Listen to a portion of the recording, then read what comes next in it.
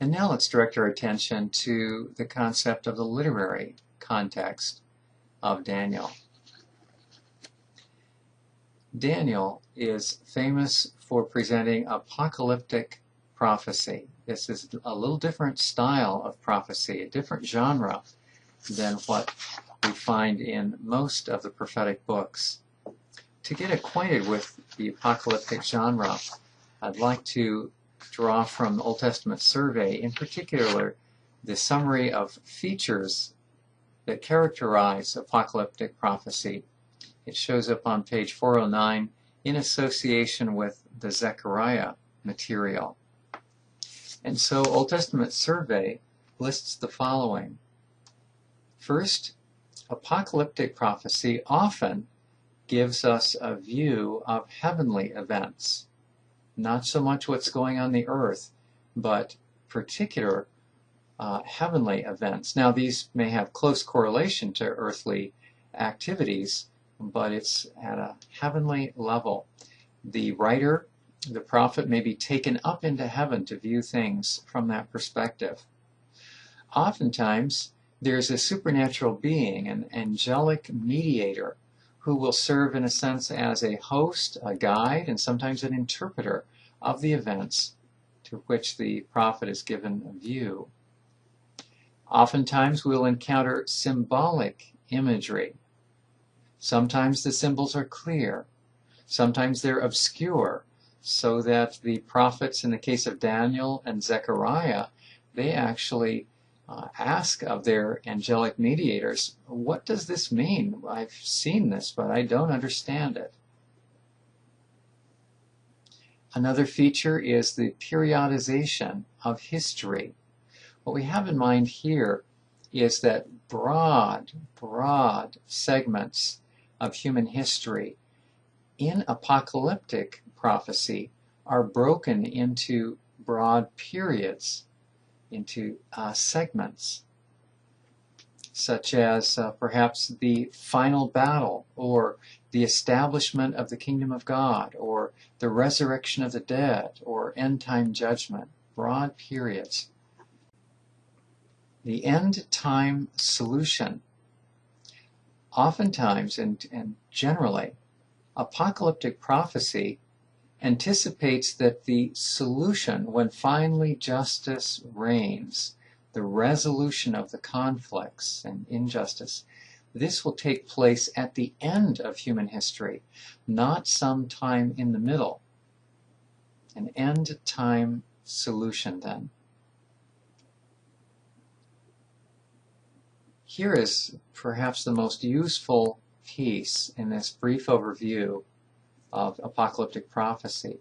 The purpose of apocalyptic prophecy: to comfort God's people who are undergoing persecution, to comfort God's people who are, at the moment, undergoing persecution.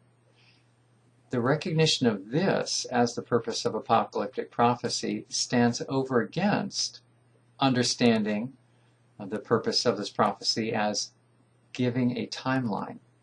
So rather than seeing it as somehow a calendar in which we can turn over year by year and know exactly where and locate where we are, or how soon future events, recognition of the purpose that you see on the screen before you acts as a deterrent or a caution, and says instead, please consider that the primary purpose of apocalyptic prophecy may rather be to give comfort. And this is saying we should not feel obliged to fit everything into a fairly precise chronological package, but rather say, look at the sum total, look at where it's going. It's going towards an end where God is supreme and He cares for His people, and the impact of that is to issue a message of comfort to those undergoing persecution.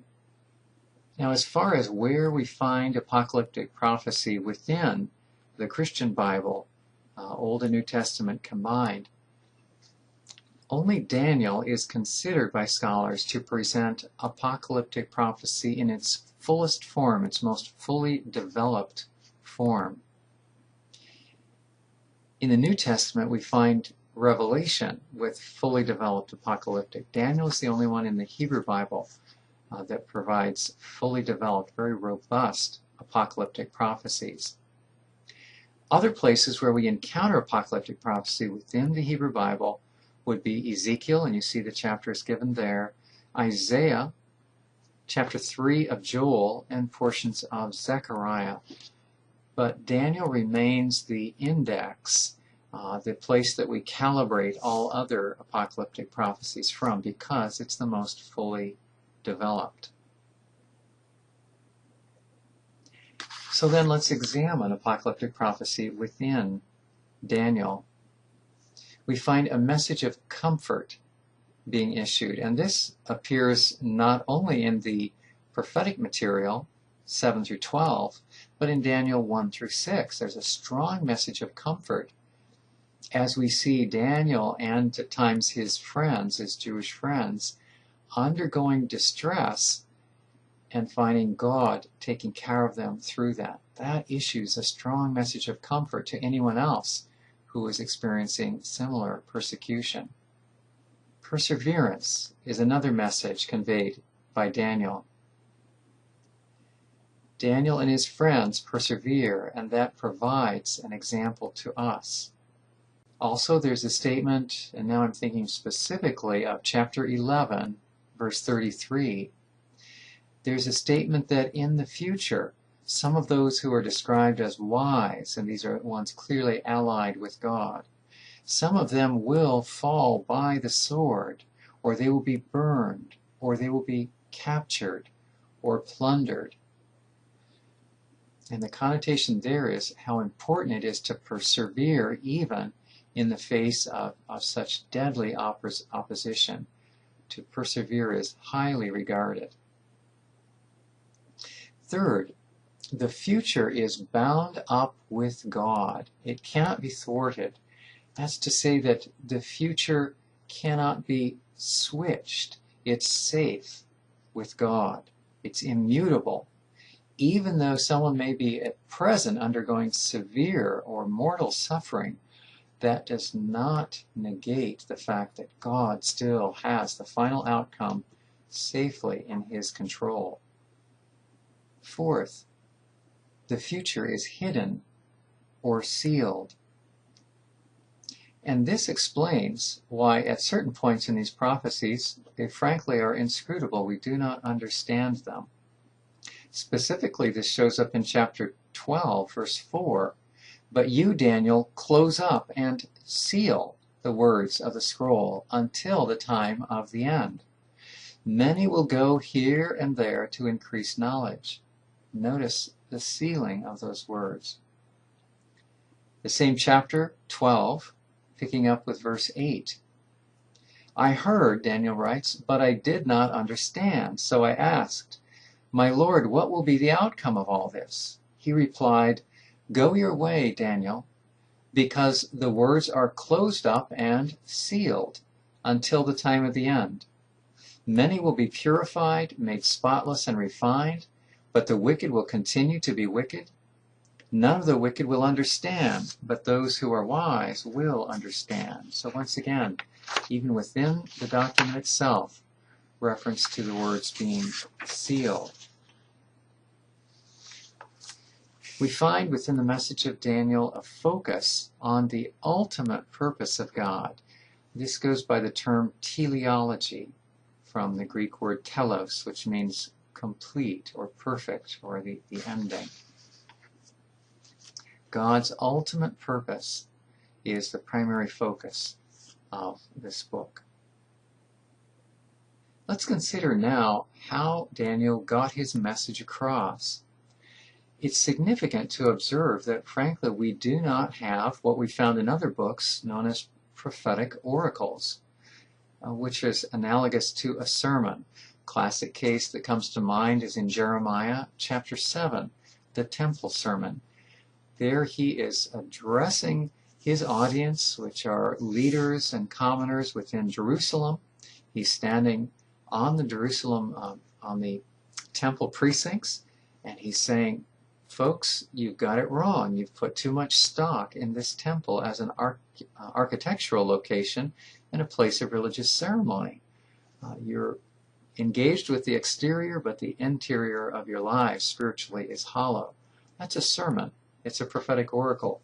We do not find Daniel sitting down and addressing, indicting people, as so often was the case with other prophets. It's simply not there. That's what we mean when we say it's absent prophetic oracles. Instead, what we find are biographical narratives and apocalyptic prophecy. Biographical narratives, which eventually were written down, and interestingly enough, are cast in the third person, referring to Daniel as a figure at a distance, in a sense, rather than first-person I statements. In contrast, the apocalyptic prophecies, Daniel is routinely reporting these in first person. Then I saw this, not then Daniel saw such and such. So that briefly helps us to appreciate the modes of communication. Notice we also do not have these dramatic sermons, as we found with some such as Ezekiel or Jeremiah. Certainly we have Daniel engaged in events, but they're biographical. He is not told to perform some certain action which would be symbolic. Things just happen to him, like being thrown in the den of lions or his friends being thrown into a furnace. It's not the same as a dramatic sermon. Those are biographical narratives. Now we're ready to consider the theological context for the book of Daniel. We'll begin by looking at the principal messages which we find arising from this rich book. First, God sovereignly rules over kingdoms. Chapter 5, verse 21 brings this out. Notice also how briefly the messenger summarizes the interpretation of Daniel's personal dream when we come to chapter 7. Daniel has this vision, this dream of 4 various animals, and at that point he asks the angelic mediator, what's this all about? Chapter 7, verse 17 and 18 is where the angelic mediator gives his summary response. I find this is particularly helpful for us to understand the principal message of the book. Quote, the 4 great beasts are 4 kingdoms that will rise from the earth. But the saints of the Most High will receive the kingdom and will possess it forever. Yes, forever and ever. And that's all he says. Wait, weren't there 4 beasts? Aren't you going to tell me about them? And it wasn't the last one especially ferocious. Daniel actually goes and asks for a follow-up, further explication of the dream. But initially, and I think this is so helpful for us to grasp, the first answer, and frankly, had Daniel not probed further, the mediator, the angelic mediator, was presenting this initial answer as an adequate answer. All right, there's going to be these 4 kingdoms that come up.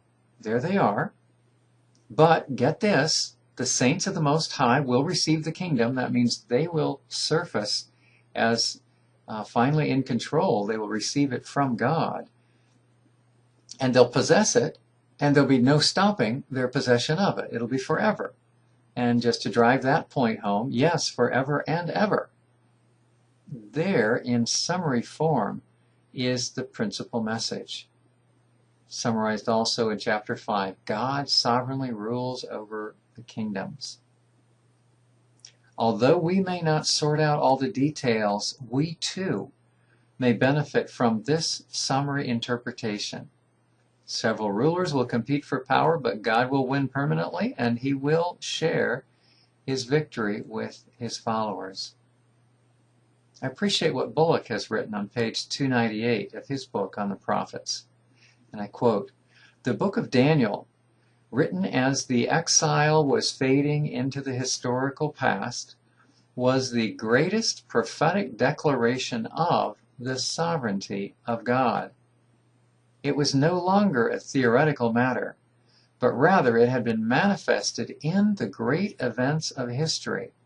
First, The Lord brought Judah to his knees at the hands of the Babylonians, and those Babylonians were chosen and used as his instrument of judgment.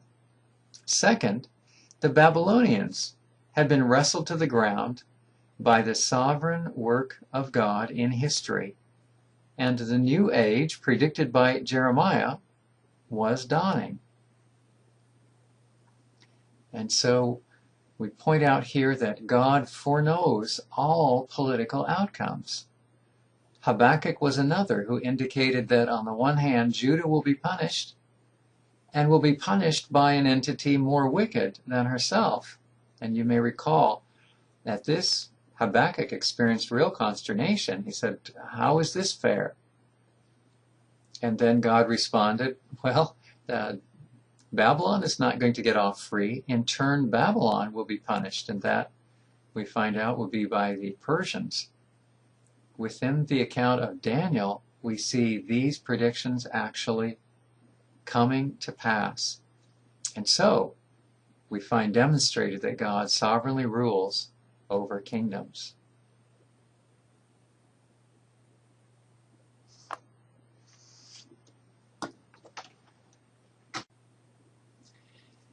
And now let's go to the theological context, and I invite you to consider the attributes of God that are particularly highlighted within the book of Daniel.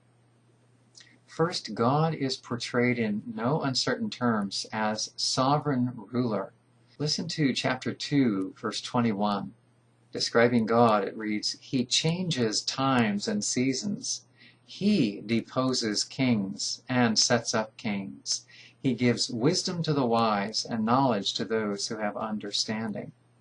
So clearly, God is attributed as having the power and skill to take kings or presidents or you fill in whatever sort of ruler you want to describe, either taking them out of commission, taking them out of their leadership role, or setting them up. God is so sovereign over that, according to the prophecies of Daniel.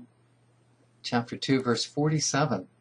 And now these are the words of Nebuchadnezzar, reporting his assessment of the capacity of the God of Daniel. The king said to Daniel, Truly your God is God of gods and Lord of kings. So he's sovereign, in charge in that fashion. Next we find, both in chapter 2, verse 29, and again in chapter 2, 47, God is described particularly as the revealer of mysteries. Within this context, Nebuchadnezzar has had a very troubling dream, a dream concerning this enormous statue made of various commodities, particularly a variety of metals. And he's been upset because he doesn't understand what it is. It is to him a mystery. What is the meaning of this statue?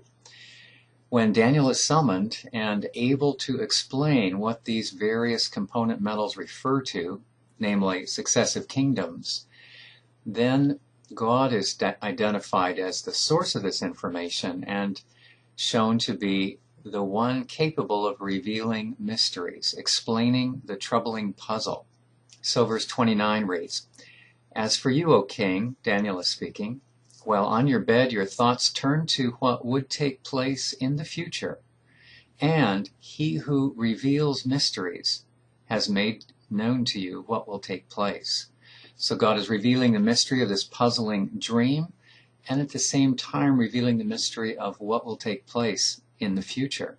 Verse 47 confirms these elements, and now it's the words of the king bringing the message back to Daniel, saying, Surely your God is a God of gods, and a Lord of kings, and a revealer of mysteries, since you have been able to reveal this mystery.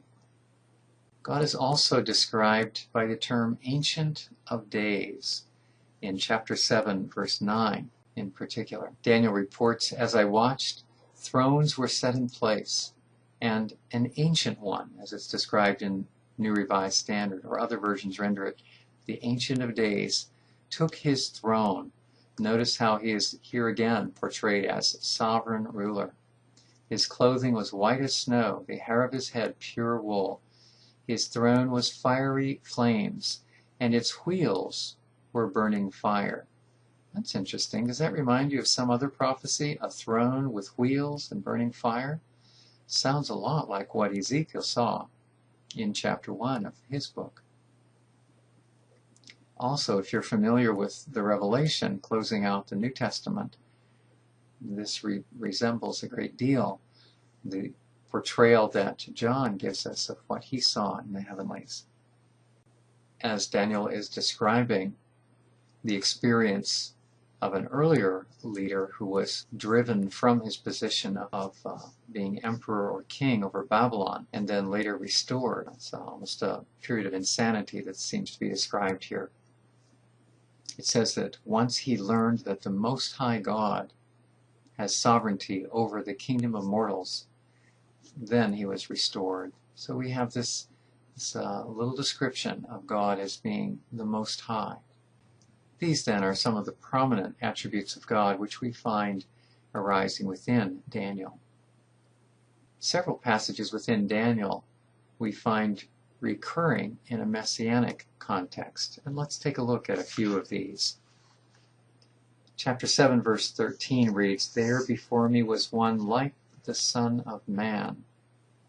We find Jesus referring to himself as Son of Man. This figure in Daniel chapter 7 is clearly a supernatural being. It may be Daniel's usage of this term that was prized by Jesus as he described himself as a Son of Man, as incarnate. And he comes with the clouds of the heavens, still, chapter 7, verse 13. Revelation 1:7 reads, "Look, he is coming with the clouds." So the descent of the Messiah in full power in that fashion. Daniel is one of the few passages or books in the Old Testament which refers clearly to a resurrection. Multitudes who sleep in the dust of the earth will awake, some to everlasting life, others to shame and everlasting contempt. That's Daniel 12:2. It reminds us of a passage in Matthew 25, verse 46. "Then they will go away to eternal punishment, but the righteous to eternal life." And earlier we've referred to chapter 11, verse 31, the prediction, "Then they will set up the abomination that causes desolation." And now not referring strictly to Antiochus Epiphanes, but looking to the mention in chapter 24 of Matthew, 24:15. The abomination that causes desolation, spoken of through the prophet Daniel, is referred to as yet a pending event in Matthew 24 and the predictions found there. And now in closing, let's turn to the question of application. How could this message, how could the themes of Daniel have been applied by people in his own setting, that ancient era, and by us today? I'll be presenting these as one largely directed at the modern audience, but I trust you'll be able to look through them and see that they're consistent with an application that would have been appropriate for Daniel's own era. And we'll take these both from the biographical and then from the prophetic section of the book. From the biographical, as we watch these heroic accounts of Daniel and his friends remaining faithful to God despite opposition, it would have inspired ancient readers to similarly remain faithful to God even if they found themselves in an occupied situation or displaced or as exiles. Daniel was a model for behaving with both fidelity to God and integrity to principles of living, even though living in a hostile setting. That applies for the ancient context, and it applies today. Daniel is a marvelous example. And the fact that he was a career diplomat, a bureaucrat, he was in secular employment. He was not a priest. He was not a full-time prophet. This can be a marvelous model for people today who are not in some religious ministry, but rather in the business world or in the world of politics, perhaps in research or academics, not in full-time religious service. Daniel is a beautiful model for persons today. From the last half of the book, chapters 7 through 12, this sort of application can obtain, both for people in the ancient era and today. For those who long to see God's kingdom displace the injustices that are inherent within any world rule of their own day, either back then or today, those persons can take heart, because God is sovereign, and one day He will rule supremely. That's a fact that people in Daniel's own context and early readers could draw comfort from, and it's a fact that people today still are drawing comfort from these. It's observed that persons today who are being persecuted for their faith, they are individuals who tap into books like Daniel with rich understanding and with rich benefit, even more so than persons who may not be undergoing opposition for their faith.